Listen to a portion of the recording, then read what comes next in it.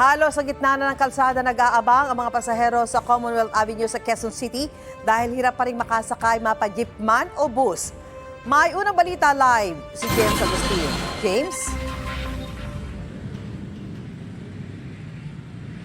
Susan, good morning. Maagang nasubok yung pasensya na maraming pasahero dito sa Commonwealth Avenue dahil madaling araw pa lamang kanina ay punuan na yung maraming pampublikong sasakyan. Yung iba nga ay wala na nagawa kung hindi tumayo doon sa mga bus at modern jeep.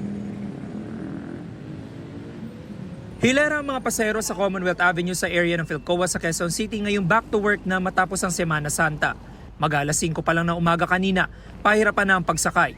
Halos sakupin ng mga pasahero ang 2 linang kalsada. Karamihan ay nag-uunahang makasakay sa mga pampublikong sasakyan na punuan na.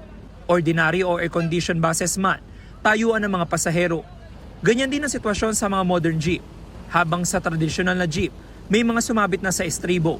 May mga pasahero nga napapatakbo para lang makasakay, pero bigo sila. Mahirap din sumakay. Mahirap, magkabanga. Nakatayo.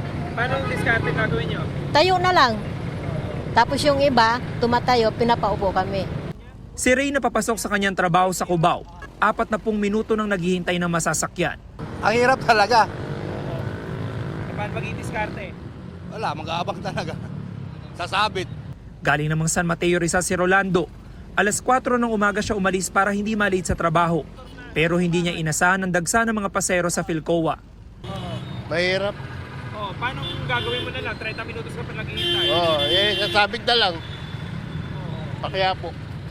Inagahan na rin ng estudyante si Sheila May ang biyahe para hindi malate sa kanyang OJT sa Maynila.